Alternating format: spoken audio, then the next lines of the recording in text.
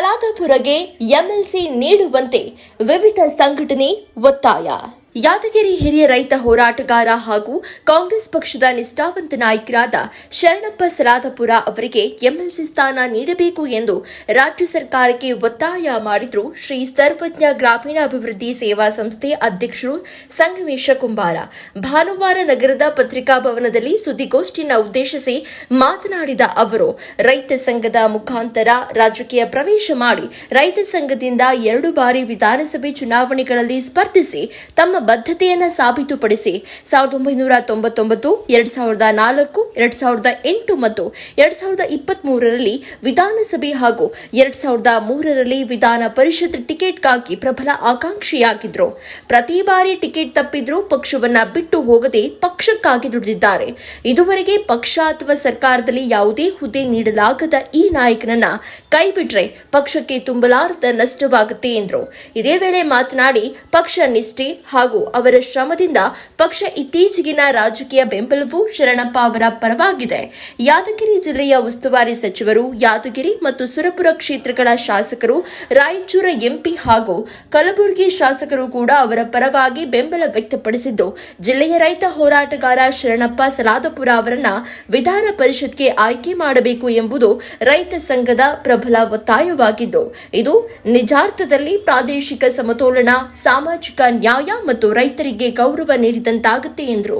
ಅಂಗವಿಕಲರ ಸಂಘಟನೆಯ ರಾಜ್ಯ ಅಧ್ಯಕ್ಷರು ಸುಭಾಷ್ ಹೊತ್ತಪೇಟ್ ಕುಂಬಾರ, ಯುವ ಸಮಾಜದ ಉಕ್ಕಟ ಮುಖಂಡ ಶಿವಣ್ಣ ಶರಣಪ್ಪ ಕುಂಬಾರ, ಅಂಬೇಡ್ಕರ್ ಸೇನೆ ಜಿಲ್ಲಾಧ್ಯಕ್ಷ ಭೀಮಾಶಂಕರ್ ಯರಗೋಳ, ಡಿಎಸ್ಎಸ್ ಸಂಘಟನೆ ರಾಜ್ಯ ಉಪಾಧ್ಯಕ್ಷ ಡಾಕ್ಟರ್ ಜಾಫರ್ ಹುಸೇನ್ ಇದ್ರು.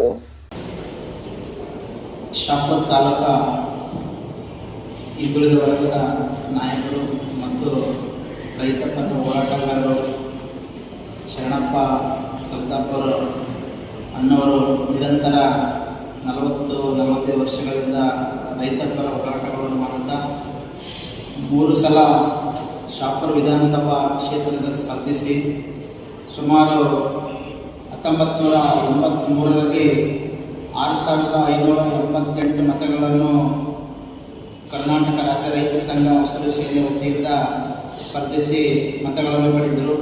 ಅದೇ ರೀತಿಯಾಗಿ 1994ರಲ್ಲಿ ಮತ್ತೆ ರೈತ ಸಂಘದಿಂದ ಸ್ಪರ್ಧಿಸಿ 9797 ಮತಗಳನ್ನು ಪಡೆದರು. ಅದೇ ರೀತಿಯಾಗಿ 2013ರಲ್ಲಿ ಕೂಡ JDS ಪಕ್ಷದಿಂದ ಸ್ಪರ್ಧಿಸಿ 12150 ಮತಗಳನ್ನು ಪಡೆದು ಶಾಪುರದ ಮತಕ್ಷೇತ್ರದಲ್ಲಿ ಬಹಳ ಒಂದು ಹೆಸರುವಾಸಿಯಾಗಿರ್ತಕ್ಕಂಥ ಹಿರಿಯ ನಾಯಕರು. ಅವರು ಭಾಳ ದಿನಗಳಿಂದ ರೈತ ಪರ, ಹಿಂದುಳಿದವರ ಪರ ಹೋರಾಟಗಳನ್ನು ಮಾಡುತ್ತಾ ಶಾಪುರ ಮತಕ್ಷೇತ್ರದಲ್ಲಿ ಭಾಳಷ್ಟು ಸಮಾಜ ಸೇವೆ ಮಾಡುತ್ತಾ ಮತ್ತು ಮುಂದಿನ ದಿನಗಳಲ್ಲಿ ಕಾಂಗ್ರೆಸ್ ಪಕ್ಷ ಸೇರ್ಪಡೆಯಾಗಿ ಸುಮಾರು ಈಗ 10 ವರ್ಷಗಳಾದರೂ ಕೂಡ ಅವರಿಗೆ ಕಾಂಗ್ರೆಸ್ ಪಕ್ಷದಲ್ಲಿ ಯಾವುದೇ ಒಂದು ಉನ್ನತ ಸ್ಥಾನ ಇಲ್ಲ.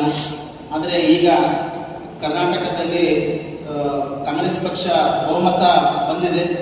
ಆದರೆ ನಮ್ಮ ವಿವಿಧ ಸಂಘಟನೆಗಳ ಪರವಾಗಿ ನಾವು ಯಾವುದೇ ರಾಜಕೀಯ ಪಕ್ಷ ಪರವಾಗಿ ನಾವೇನು ಪತ್ರಿಕಾಗೋಷ್ಠಿ ಮಾಡಿಲ್ಲ. ವಿವಿಧ ಸಂಘಟನೆಗಳ ವತಿಯಿಂದ ಒಬ್ಬ ಹಿರಿಯ ಹೋರಾಟಗಾರನಿಗೆ ಎಂಎಲ್ಸಿ ಸ್ಥಾನ